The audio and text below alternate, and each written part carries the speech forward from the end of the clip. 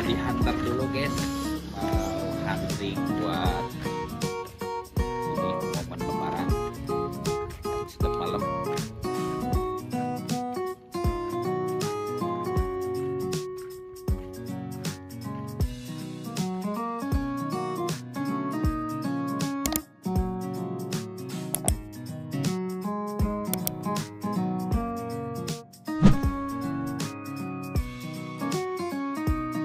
Assalamualaikum warahmatullahi wabarakatuh. Ketemu lagi sama saya di channelnya Najla Group Indonesia. Kali ini kita ada sedikit konten momen menghadapi Hari Raya Idul Fitri. Biasanya momen tersebut dimanfaatkan oleh petani-petani bunga potong di Bandung Barat khususnya, terutama untuk petani bunga sedap malam gitu ya. Nah, keseruannya seperti apa, kita ikuti aktivitas saya ya, sama kameramen tentunya. Ayo.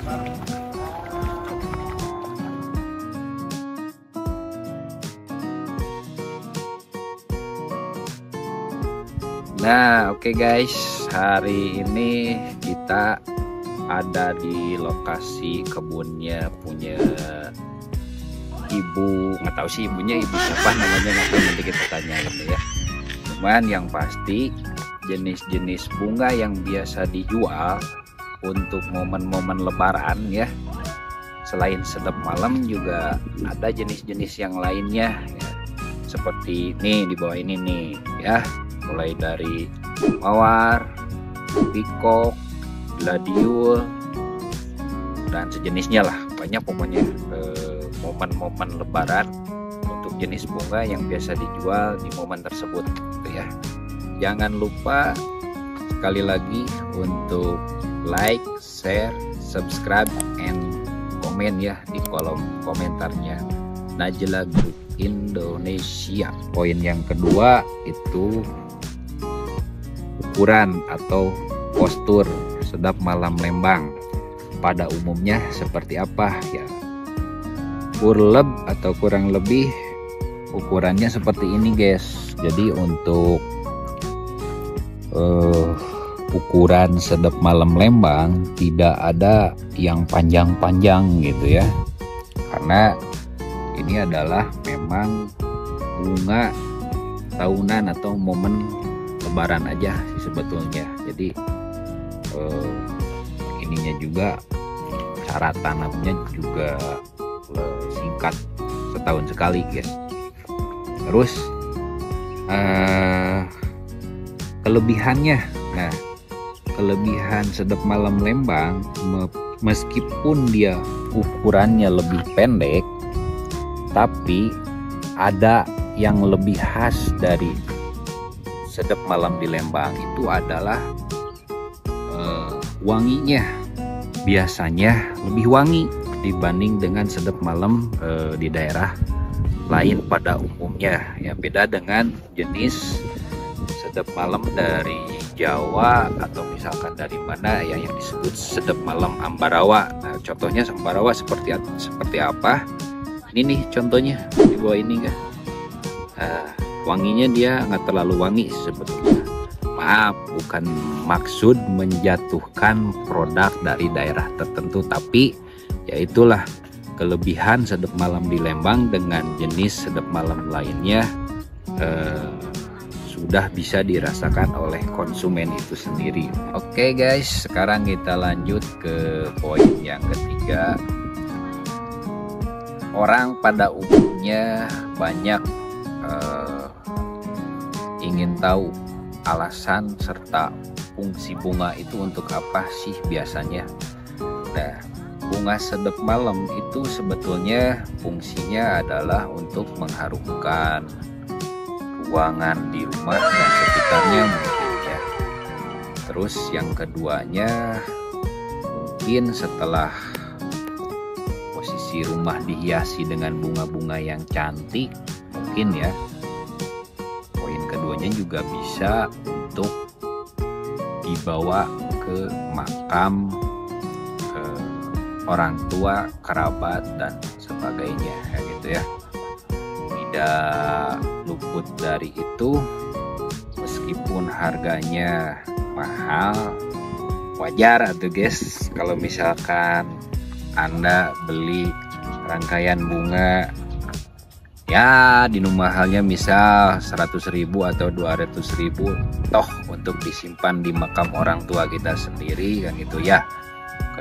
Ketiganya untuk menghargai, mungkin ya menghargai keringat petani selama bulan puasa, karena keuntungan untuk bulan puasa di posisi bunga ya, karena dekorasi banyak yang libur, vendor-vendor juga banyak yang libur, jadi keuntungannya ya untuk petani itu sendiri berkurang ya guys ya.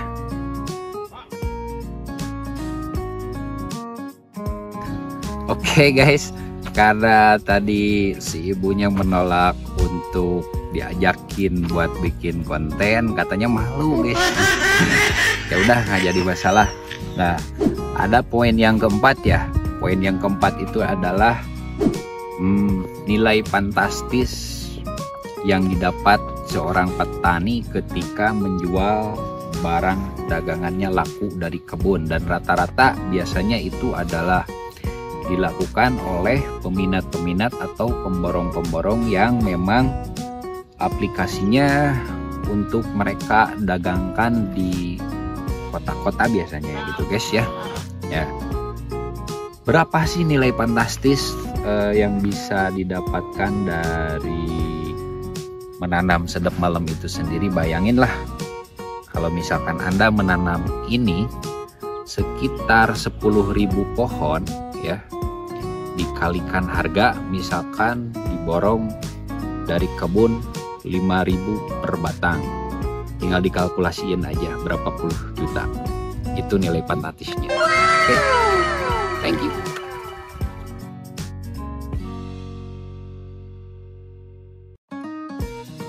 Oke guys, lanjut ke poin yang kelima. Resiko bertani itu sendiri gitu ya, bukan berarti tanpa resiko sebetulnya ya. Nah, bertani sedap malam tentunya karena ada settingan khusus untuk penanaman sedap malam. Biasanya di tanggal, biasanya ya kalau misalkan untuk petani-petani di Lembang di tanggal, ada yang tanggal 20 sampai tanggal 25 Jumat di awal, hitungannya untuk hitungan Islam ya. Nah, hitungannya biasanya di tanggal-tanggal tersebut. Nah, cuman ketika Allah berkehendak lain atau Allah berkehendak lain, misal untuk alam itu sendiri yang biasanya di bulan menghadapi Ramadan itu biasanya misal ya tidak terlalu intensitas hujan tidak terlalu tinggi ya, biasanya posisi sedap malamnya biasanya pas, itu mekarnya ya kurang lebih seperti ini ya. Nah, biasanya ngepas petani-petani di Bandung Barat gitu ya untuk membuat settingan sedap malam itu sendiri. Tapi ketika alam berkehendak lain, memang sedap malam itu ada resikonya ya. Resikonya kurang lebih seperti ini guys.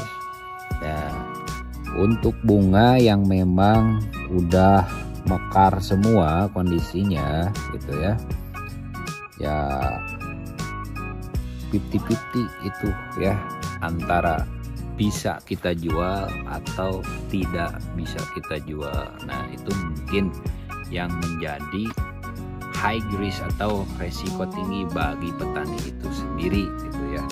Nah, pengen tahu ini ada contohnya beberapa kebun ya yang tadi kita video, dan itu mekarnya memang kelebihan gitu ya guys ya.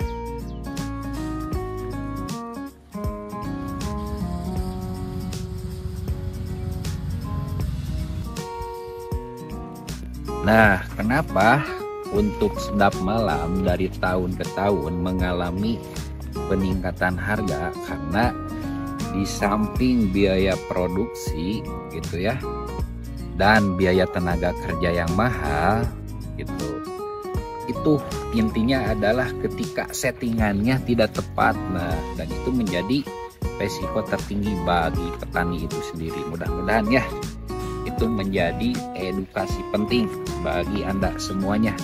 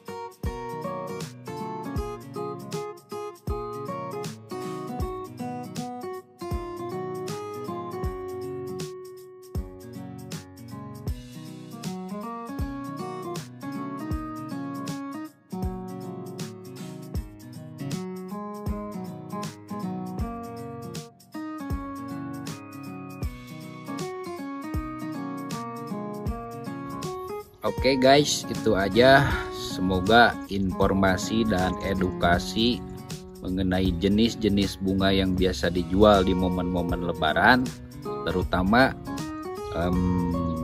komoditi sedap malam, bisa memberikan sedikit manfaat bagi Anda semuanya.